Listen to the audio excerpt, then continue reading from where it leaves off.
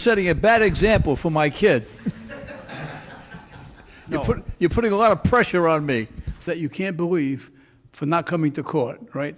Mr. Coelho was charged with a school zone violation. He explained that he doesn't drive that fast as he's 96 years old and only drives when he has to. I was going to the blood work for my boy. He's handicapped. You were taking your son to the doctor's office?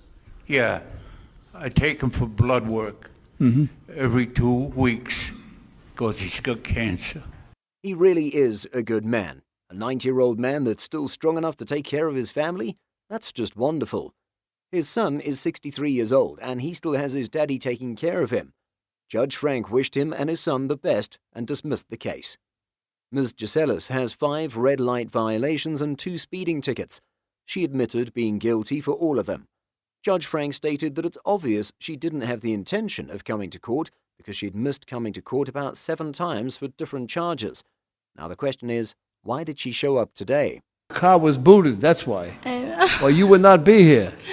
I know, I'm so sorry. I know you're sorry. What happened How many was- times were you sorry? Were you sorry with the first one, the second one? How many times were you sorry? No, so what happened She's was sorry that she got caught and got booted. You got that.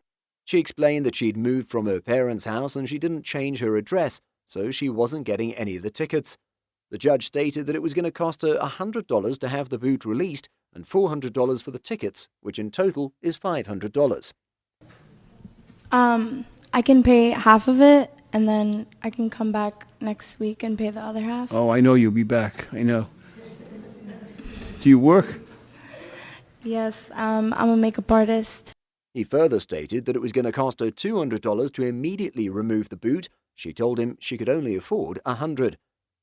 The judge thought she probably got at least $1,000 or $2,000 on a job. I thought the same too, but unfortunately she charges less. According to her, she charges as low as $60 to $100 per person. Can you pay a week? $100. By the way, I watch you on TV, and I really respect you, and I admire your compassion for others. You're supposed to butter me up before I make a decision. I know, but Isn't the buttering up supposed to come before he made a decision? I think the buttering up worked. The judge stated that he was going to release the boot upon payment of $100, and he's also going to order her to pay $50 a week even if she promised to pay $100. He basically waived all the penalties for her. Pay the $50. If you miss a payment, the boot's going back on the car, and all the penalties are going back on the car, and the boot will not be released if that happens, right? Unless you pay it all. okay. Now, I don't want to do that. He also mentioned that if something bad happened and it turns out that she can't pay the $50, then she should call and let them know. Considering she's missed several court summons, he still cut her some slack. Was his judgment fair? What do you think? Miss Janelle has 4 overnight parking tickets all at the same location. She seemed like she was cold, but she explained that she was nervous as it was her first time in court. She told the court that all she wants to know is if she could pay in November because she starts her job in October. My car isn't registered, so I wasn't able to get the permit sticker yet because my car gets registered in November. What do you do for work? Are you working? No, not yet. I'm going to be working at St. Tanner's on October 5th. And what did you do? What was your last job? Walmart. You worked at Walmart. Oh, okay. She was a salesperson at Walmart, but she's going to be working at a bank now as customer service.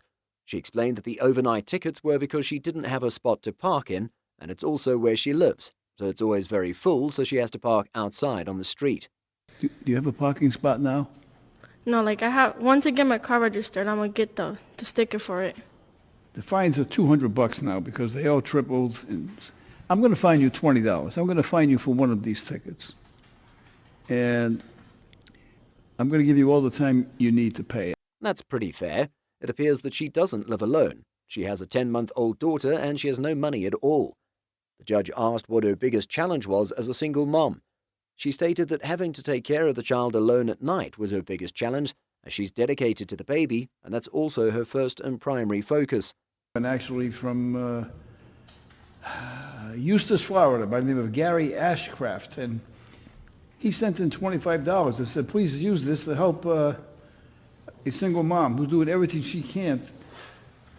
Well, she fits that description.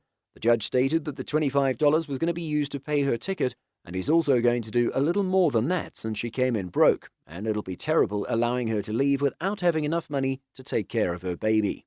Through the generosity of people from throughout the country who have sent in cash, I am going to give you $50 in cash for you to use to take care of your baby. Thank you. Okay? And you That was quite an emotional roller coaster. Being a single mother at that age is quite difficult. I hope things get better for her and her baby. Miss Alexis Almeida came into court pretty happy. The judge had to ask what she was so happy about, and her answer would make anybody happy. She replied, saying, "Why not be happy?" I am. Okay, you're from Fall River. I am. Okay, you work in Providence or you go to school? What do you do? I go to school in Dartmouth. I go to UMass Dartmouth. I just finished my bachelor's degree in 3 years, and I'm now studying business administration and organizational leadership for my master's. She was having a night out with her boyfriend, and she's not too familiar with the area because she's in Massachusetts all the time. She also didn't leave out the fact that she has a perfect driving record, for as far as she knows, except for the one that brought her to court. With your boyfriend and you are going to the vehicle. Does he open the door for you? Every time? He does. Yes. And if you're sitting in the car first and his door is locked, right? You reach over and open the door, the little button. You do. The judge showed her a video of what happened, and she clearly went through the red light. In her defense, she's not too familiar with the area, but it's not really a valid excuse. Judge Frank made an excuse for her, and she went with it. He stated that she was probably engaged in a conversation with her boyfriend. What do you think, Inspector Quinn? You know what, I know that's up around the PC area, and they were probably banging back and forth or whatever. Probably talking. Yes. What's your recommendation on the disposition of this case? Your Honor, would it be new to the area, $35 court cost, Your Honor, would be the warning on. Judge Frank asked if her boyfriend was going to help her with payment.